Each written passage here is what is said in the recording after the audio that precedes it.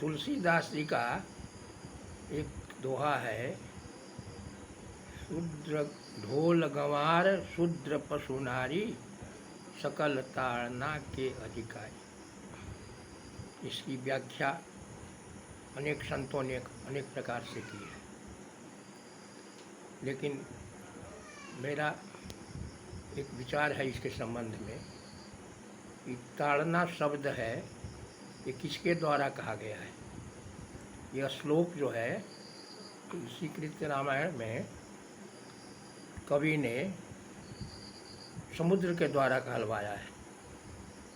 समुद्र एक निर्जीव प्राणी है, उसका निरंतर बहते रहने की भावना है, लेकिन उसमें कभी कभी जड़ता आ जाती है और वो अनावश्यक हठ करके अपने को अपने से वरिष्ठ लोगों के साथ भी हठ करना शुरू करता है।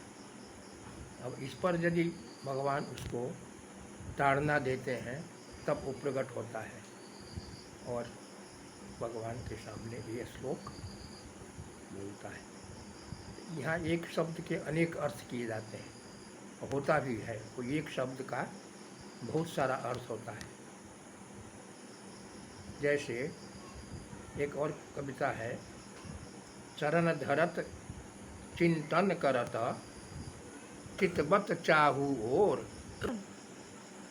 चरण धरत चिंतन करत चितवत चाहू और, खोजत फिरत सुवर्ण को कवि बेविचारी चोर। शब्द एक ही है सुवर्ण, लेकिन उसका अनेक स्थानों पर अनेक अर्थ है। जैसे कवि के लिए सुवर्ण का अर्थ है अच्छा वर्ण, अच्छा शब्द, सु अच्छा, वर्ण मतलब अक्षर शब्द। और व्यभिचारी के लिए उसका अर्थ होगा अच्छा वर्ण, अच्छी सुंदरता, अच्छा रंग, अच्छा रूप।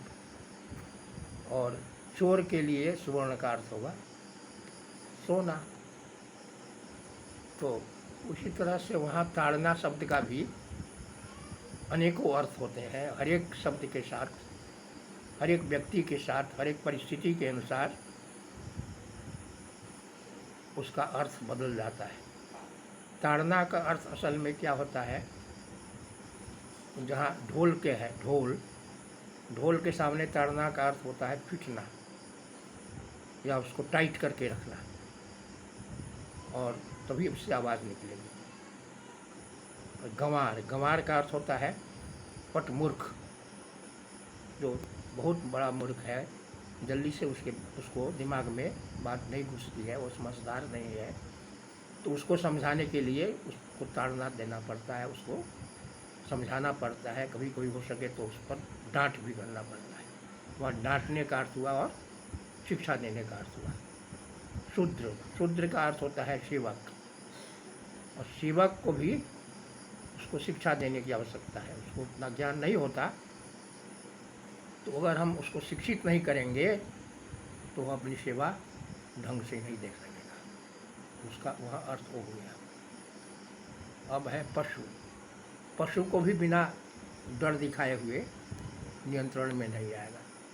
थोड़ा सा डर की आवश्यकता उसको है। यहाँ पर इसका मतलब हुआ उसे भय दिखाना, ताड़ना का अर्थ। और नारी का भी वहाँ वही संदर्भ है कि नारी को अगर शिक्षा नहीं दिया जाए, शिक्षित नहीं किया जाए, उसको अपने कर्तव्य का ज्ञान नहीं दिया जाए, वो नारी का कदम डगमगा सकता है।